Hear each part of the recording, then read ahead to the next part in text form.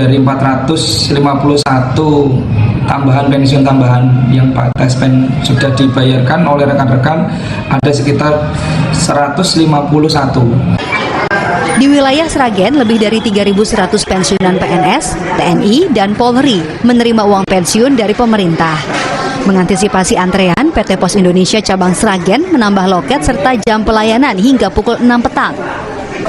Bagi penerima dana pensiun yang tidak dapat datang langsung ke kantor pos, PT Pos Indonesia juga menyediakan layanan pengantaran dana pensiun ke rumah penerima tanpa dipungut biaya.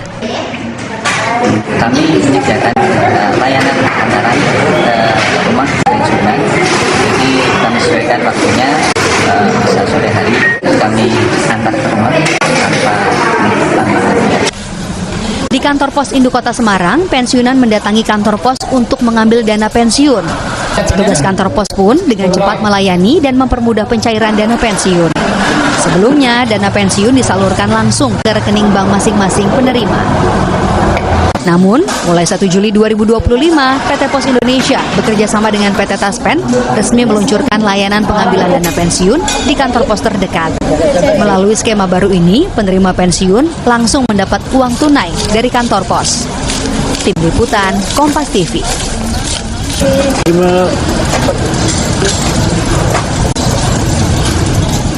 Bisa dilihat bahwa per 31 Desember 2025, CKG telah melayani 70,8 juta penduduk dengan realisasi anggaran 2,1 triliun rupiah.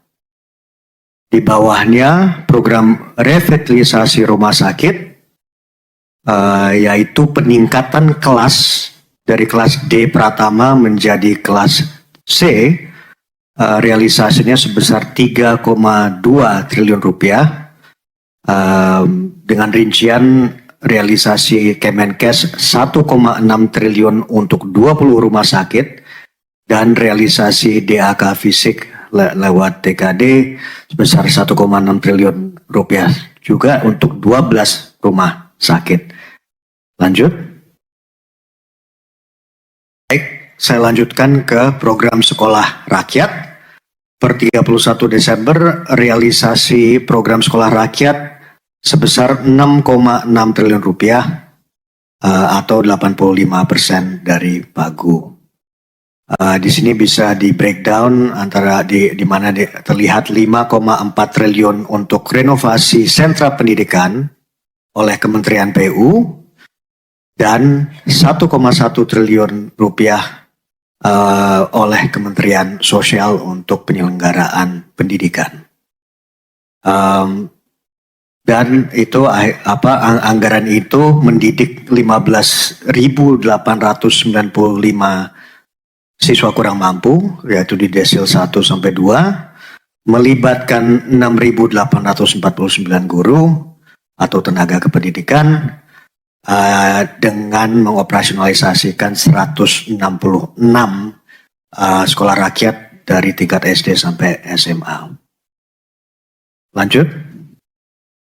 Kita lanjutkan ke Sekolah Unggul Garuda dan revitalisasi sekolah. Untuk SUG, realisasi anggaran sebesar 176,8 miliar dari pagu 2 triliun rupiah. Ini masih dipersiapkan pembangunannya oleh Kemendikti Saintek. Juga ada pembentukan dana abadi di tahun 2025 sebesar 1,7 triliun. Dan ini untuk dukungan pendanaan SUG ke depan. Di sebelah kanan ekosistemnya ada 2, ada SUG Sekolah Unggul Garuda yang baru dan ada Sekolah Unggulan Garuda Transformasi, di mana Sekolah Unggul Garuda yang baru terrealisasi 97,8 miliar rupiah dan SUG Transformasi terrealisasi 79 miliar rupiah. Pun demikian untuk revitalisasi sekolah dan madrasah, di mana realisasi per tanggal 31 Desember sebesar 18,9 triliun, dibagi Kemendikdasmen dengan 16,7 triliun, Kemenak 240 miliar, dan Kemenpu dengan realisasi 1,9 triliun untuk program madrasah tersebut. Saya lanjutkan. Ada anggaran ketahanan pangan dengan realisasi 143,9 triliun rupiah, di mana pemanfaatannya antara lain adalah untuk penyaluran 8,1 juta ton pupuk bersubsidi, ada 69.000 hektar cetak sawah, dan optimalisasi lahan sebesar 381.000 hektar,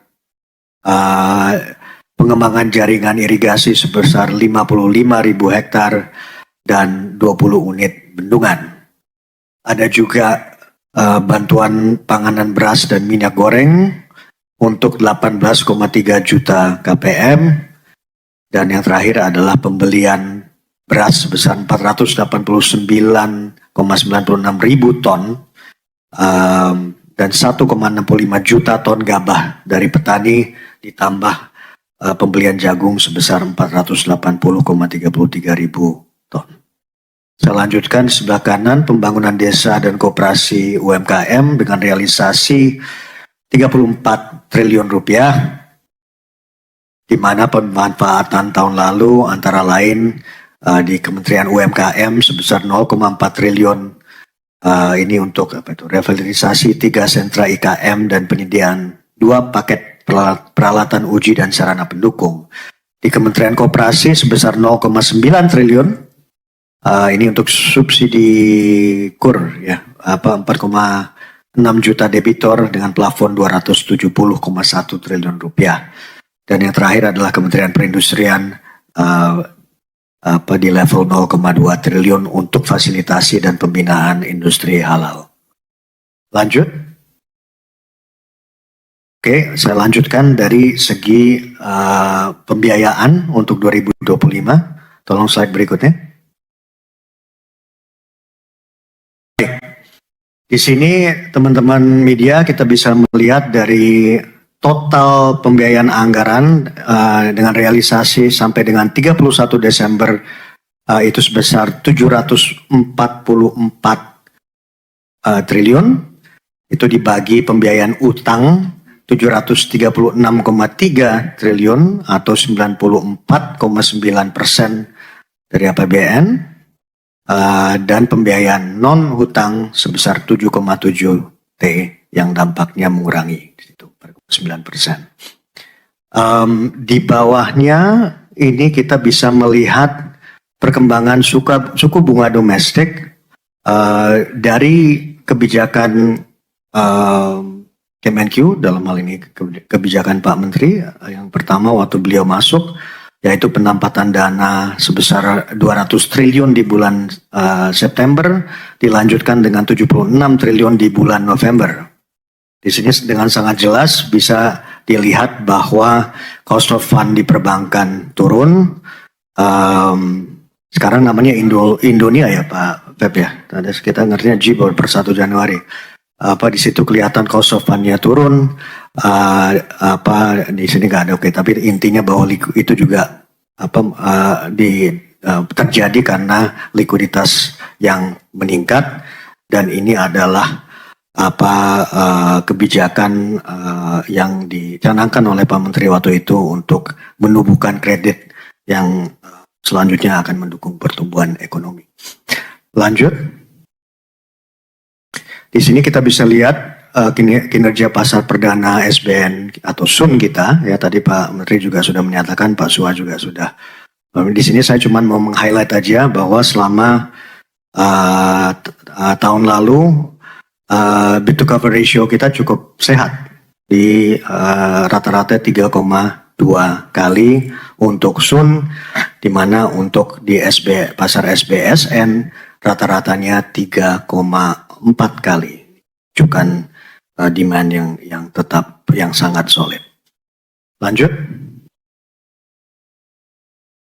Di sini kita juga bisa lihat bahwa yield dan spread SBN tetap turun ya, dan ini didukung oleh pasar keuangan domestik yang solid dan tentunya kinerja perekonomian. Di sebelah kiri tren yield SBN falas terhadap 10-year US Treasury turun, country risk Indonesia menurun, dan ini tercermin dari spread atau yield yang cenderung menurun vis-a-vis US Treasury.